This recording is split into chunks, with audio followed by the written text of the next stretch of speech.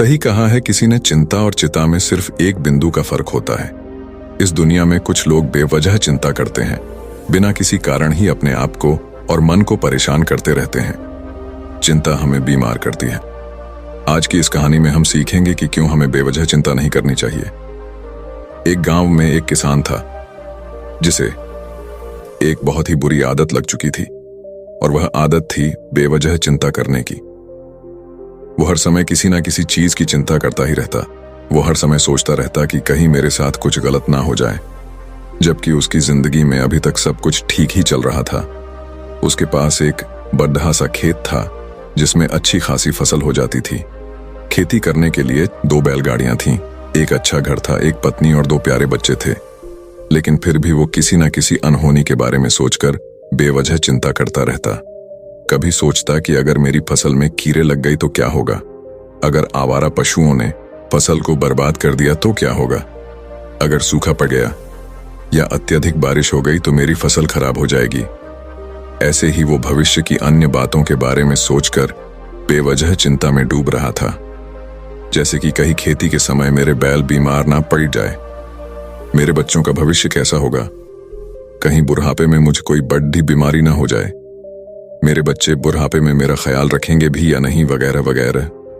अपनी इस लगातार बेमतलब चिंता करने की आदत की वजह से वो आसान और परेशानी नहीं लगता था, और अब उसका किसी भी काम में मन भी नहीं लगता था। उसकी पत्नी ने भी इस बात को अनुभव किया कि उसे बिना मतलब चिंता करने की आदत पड़ चुकी है। उसने उसे कई बार समझाने की कोशिश भी की, तुम बेवजह चिंता करना छोड़ दो, लेकिन उसके समझाने का कोई मतलब नहीं रहा। उसे पता चला कि नगर में एक महात्मा आए हैं जिनके पास सारी समस्याओं का हल है। फिर एक दिन वो उसे लेकर एक बौद्ध भिक्षु के आश्रम में पहुंची।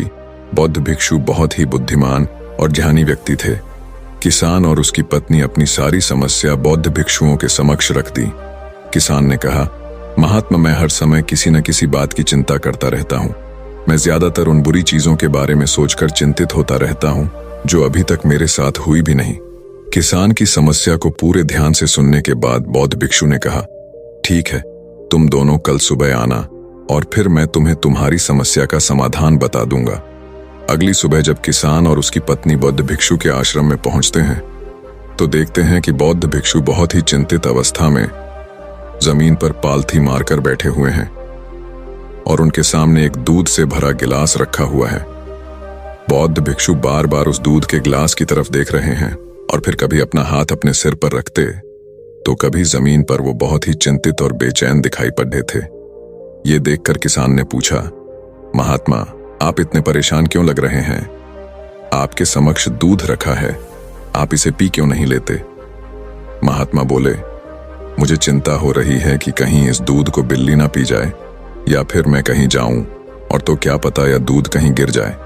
मैं दूध को पीना तो चाहता हूं, लेकिन मेरा भी मन नहीं है। मैं तो यही सोच रहा हूं कि अगर ये दूध खराब हो गया या कोई गंदी चीज इस पे पच गया तो फिर क्या होगा? इतना सुनकर किसान जोर जोर से हंसने लगा।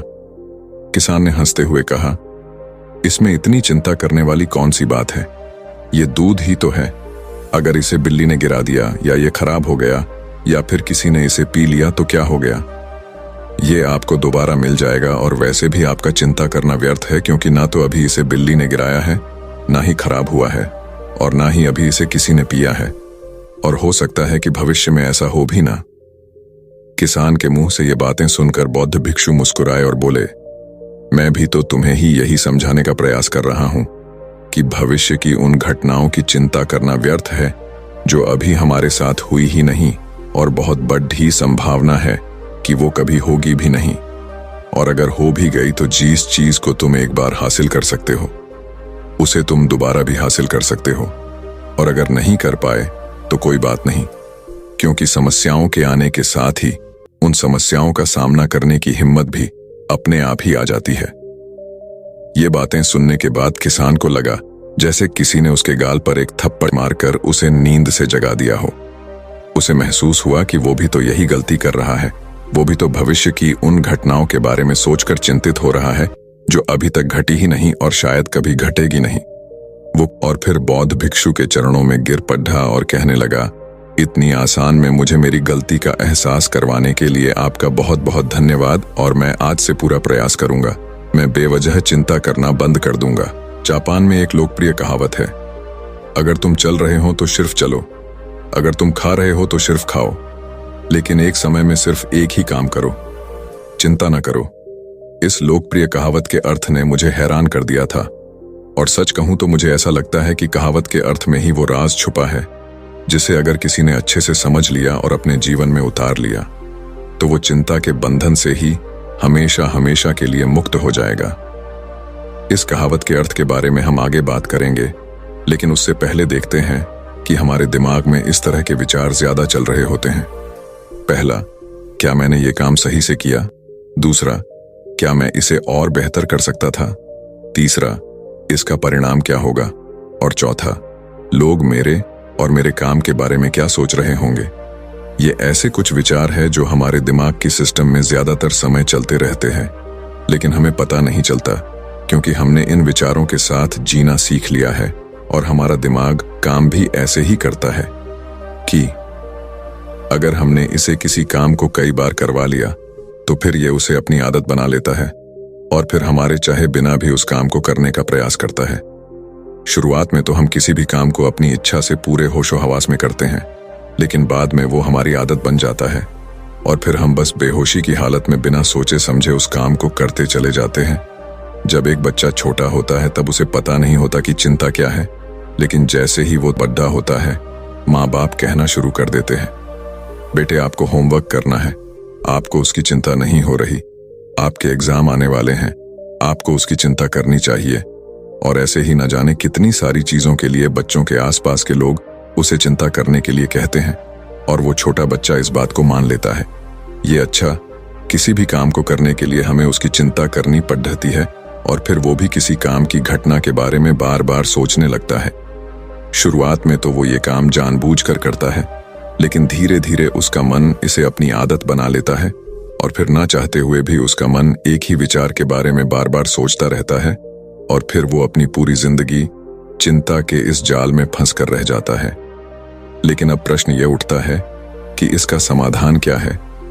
तो इसका समाधान है ऊपर बताई गई जिन कहावत का अर्थ यानी जागरूकता। हमें अपने विचारों के प्रति जागरूक होना पड़ेगा। हमें थोड़ी देर रुककर इस बात पर ध्यान देना होगा कि कहीं हम ना चाहते हुए भी एक ही घटना के बारे में तो बार बार नहीं सोच रहे हैं। हमें पूरी जागरूकता के साथ ये देखने का प्रयास करना होगा कि पूरे दिन हमारे अंदर इस तरह के विचार उठते रहते हैं। अब आप पूछ सकते हैं, केवल जागरूकता क्या करेगी? मैं कहता हूं यह काफी है। ये मन को शांत करने के लिए पर्याप्त है, मन को अपने स्वभाव का एहसास कराने के लिए पर्याप्त है और जीवन में जागरूकता लाने का सबसे आसान तरीका है ध्यान करना। ध्यान करने के दौरान अपने विचारों पर ध्यान देना, और जब आप पूरी जागरूकता के साथ अपने विचारों पर ध्यान देना शुरू कर देंगे तब आप पाएंगे कि आपके मन में चलने वाले गैर जरूरी विचार एक एक करके अपने आप ही गायब होना शुरू हो जाएंगे और फिर आप एक आनंदित और शांत जीवन अनुभव कर पाएंगे। बाकी अगर ये कहानी आपको अच्छी लगी हो